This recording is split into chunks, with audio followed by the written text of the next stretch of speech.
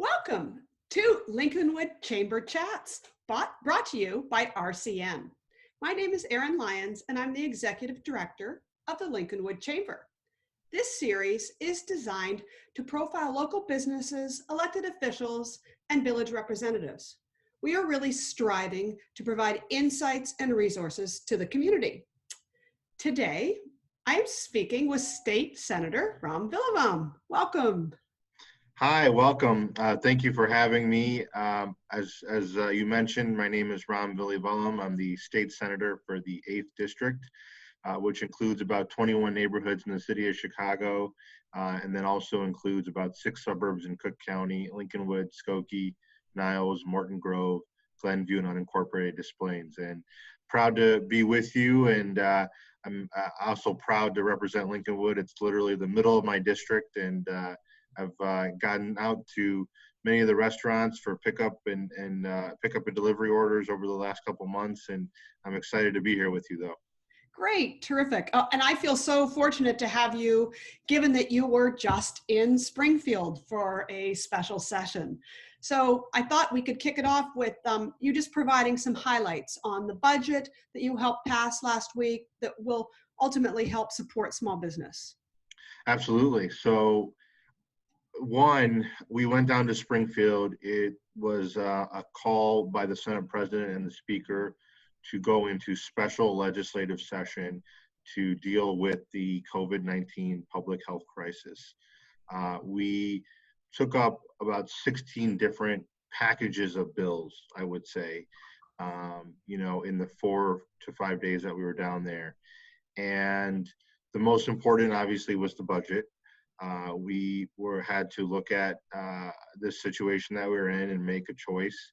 I chose to vote for a budget that kept level funding in a lot of areas. And obviously, we invested relief for small businesses, for working families, and so much more. Obviously, we're facing a time where there's lost revenue for the state, for our municipalities, and so many others, including the private sector, obviously. We are still waiting for the federal government to act. We are expecting state and local assistance from the federal government.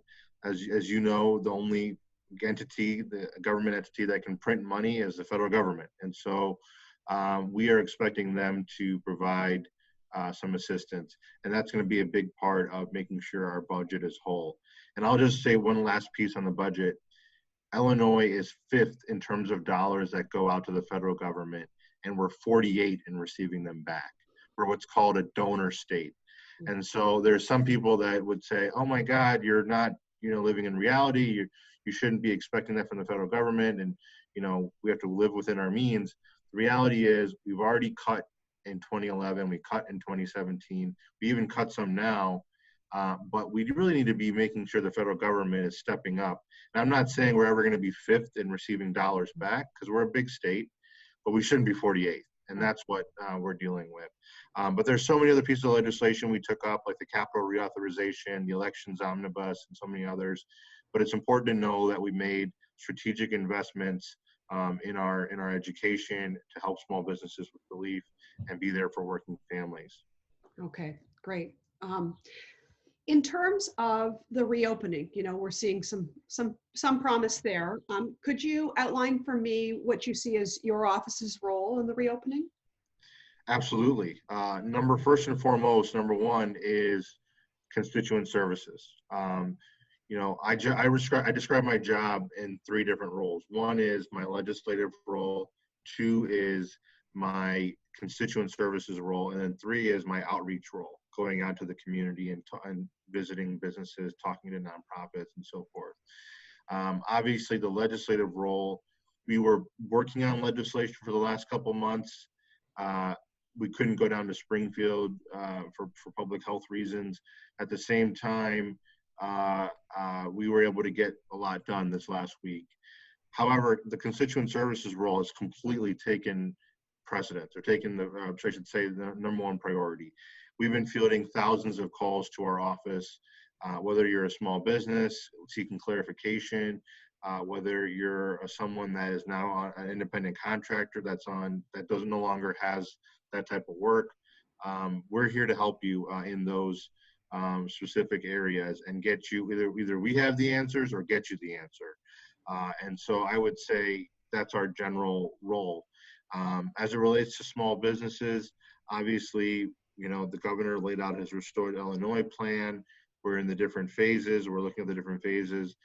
So we want to be helpful in making sure people understand what's allowed and what's not allowed in each phase, but also advocating to say, hey, to the governor and his administration, well, we should really tweak this for this phase. That's not fair for this business who could follow all the requirements and regulations for them to have to stay closed. So I'm ready to make that advocacy. And then obviously, Aaron, as we've been talking over the last couple months, we're here to make sure you're aware of all of the small business assistance, loans, grants, all of the tax deferrals that are taking place, and so forth. And so it's really a huge part of our office right now. I would say the number one part of our office right now is constituent services. And then lastly, I'll just say we're here to help our folks in our communities promote what they're doing. And so I'm really thankful for the opportunity to have this webinar with you. But, we're also here to promote the local businesses in our district and help any other way we can. Okay, well, that's great. Analogous to you, I see my role as being there as a resource for businesses. And to liaise between the village of Lincolnwood, which I'm actively working with, but it's reassuring to me to know that I can go to you and your office and your team, but also that can direct small businesses to you. Because I think it is hard for the small businesses. We have this Restore Illinois plan, but how do we transition from one phase to the next? And do you have any advice to small businesses about how they can interpret the governor's plan on an individual basis? I would say that's a great question. Obviously, as you know, Restored Illinois is a 5-phased plan to reopen our state. That's guided by our public health officials. And generally speaking, each phase, moving between phases, are dependent on a couple things. One is the rate of the new case growth. Two is the availability of hospital space and ventilators. And then obviously the availability of testing. And then finally, the capacity for contact tracing and monitoring. So those are the public health criteria that have been laid out in terms of when we go from one phase to the next. Each of the 5 phases have guidance for business, education, and recreation. And so, as you know, we're currently in phase 2. We're flattening. We're on track. During the governor's office, we're on track to moving to phase 3. There was some developments. As you know, many businesses are able to reopen in phase 3 following the IDPH approved safety guidelines. And then, as you may know, there was an adjustment while we were in Springfield, actually, to phase 3 to allow restaurants to do open door seating, as long as they follow the guidelines. I think the best advice I can give is, obviously look at the plan and all of its details. If you have a question where if your business is in a gray area, reach out to me and I can reach out to the governor's office and find out what exactly you would be guided to do. But as far as, your question, I would say the best way to look at things is to see what's already happened, right? So we've seen that the governor had a list of essential businesses, which we had some input on. They were allowed for pickup and delivery and, some other items where they were able to do. Now, in his modified executive order, he made sure that we were able to do all retail businesses were able to do on pickup and delivery. So I think you can start to see how things are starting to progress. And so, and then obviously we're seeing, okay, make sure all of your customers are wearing face coverings, do 6 feet, no more than 10 people. Those are the types of things that I think if people can impress upon, the governor's folks and people like myself and our local officials that say, hey, we're going to do this. We need to open. I think that's a way we can start to continue to build momentum for these businesses. It all comes back down to people. If we follow the rules, if we wear face covering, social distancing, I know it sounds mundane. I know people are tired of hearing of it, but if we're able to follow those rules, then I don't see any issue with us being able to continue to move forward. People are worried about a second wave. I mean, I'll just be honest, right? We know that fall is a flu season already. There's concern about kids going back to school and being in that environment. And so I want to make that point because it's not just about where we are right now. It's about where we potentially can be in terms of a second wave and what that would mean in terms of reopening. Right. Yeah, I so agree with you. And, this is a busy week in Lincolnwood. The restaurants are excited and the village is partnering with them to try to help them all open as broadly as they can with the That's great. relax.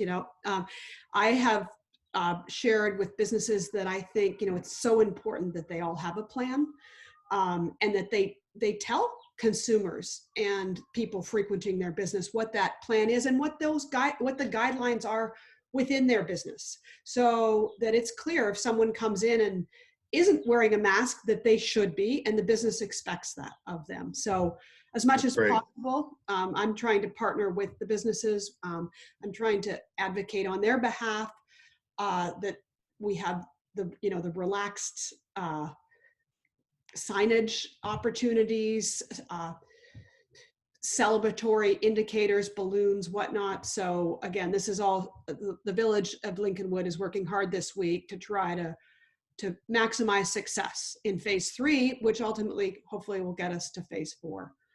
That's great. I would love to help in any way. Okay, well, that's good to know. And I actually am sitting in on a meeting tomorrow with the Economic Development Commission to really just try to move this all forward. Changing gears just for a second, about the upcoming election. Yeah. Can you describe the new election safety package? Yeah, absolutely. Thanks for bringing this up. It's an important issue. It's one that every state, and we have to keep in mind, sometimes people like to, make a comment about how we're Illinois, we're this, we're that. Every state is facing these challenges. And one of those challenges was the elections. And we saw, Republican governor in Ohio, close all the polling locations on election day, and there's a number of states that had to delay their elections. There's a number of states that had to take other precautionary measures. And, we saw what happened in the primary in March, and whether you're a Democrat or Republican, independent, doesn't matter. You went to the polls and you were given this kind of conflicting message, right, of staying home and keeping your distance and all that, but also exercise your right to vote. Mm-hmm. And me personally, I saw this, not personally, but in our district, I saw this take place. I have a senior building with 108 seniors in the 39th ward. They are a polling location, and 4 days before the election, they chose not to be. And so, because they didn't want people, quite honestly, like me, coming in and potentially putting their seniors at risk, which is good, except that the problem is that those 108 seniors were expecting to go downstairs and vote in the morning. And that obviously wasn't going to happen. And so the polling location was moved 6 blocks away to a school. So then you had a situation where, seniors, they are the most reliable voting bloc in America for a reason, right? They that's what they do on election day.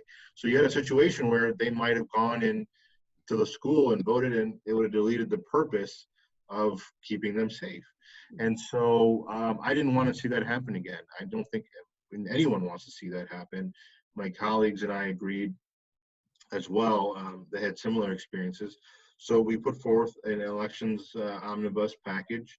And basically this omnibus package includes, I would say, a number of components, but three specifically is making sure that we do vote by mail. We send vote by mail applications to every voter that voted in the 2018, 2019, and 2020 elections thus far. We extended early voting hours to ensure that people aren't in a rush to go to during a certain time period. So we're able to extend early voting hours. And then we made Election Day a state holiday to ensure that people are able to make sure that, again, we know that some people want to go to vote in person. It's just about making sure, number one, we could potentially reduce that number by having them early or vote by mail. And number two, they can go vote, just doing so in a way where they can socially distance, wear a face mask, and so forth. And so those are the three main components. But again, it's so important to understand that we want to make sure that people can exercise their constitutional right to vote in a safe way. That's what it came down to. Some people want to talk about, partisan issues and things like that. But I promise you, we specifically made amendments. We included Republicans in every part of the discussion. And we made amendments literally on the day after the day before the vote to take into consideration some of the concerns. So that's what we came up with. And the other part of it is it's a pilot program. So as soon as this election's over in 2020, it no longer exists. And if we want to revisit it, we have to introduce a new bill and go from there. Great. Well, certainly we all want everybody to have the ability to vote and make it as easy and as accessible as possible. Absolutely. So I think we'll wrap it up there. But Ron, I'm so grateful for the time that you took today to meet with us. I know how busy you are. As the executive director in Lincolnwood, I'm grateful for your partnership and to the team, your team, for being there as a resource to my community. So thank you for spending time with me this morning. Absolutely. Well, thank you, Erin, so much for having me on. Please know that we are here to help. I'm here to help. My team is here to help in any way that we can. Our website is www.senatorram, RAM as in Mary.com. And please visit or call us, and we'll be there to help. Okay, terrific. So all the Lincolnwood viewers out there, we'll see you next time on Chamber Chats, brought to you by RCN. Bye for now.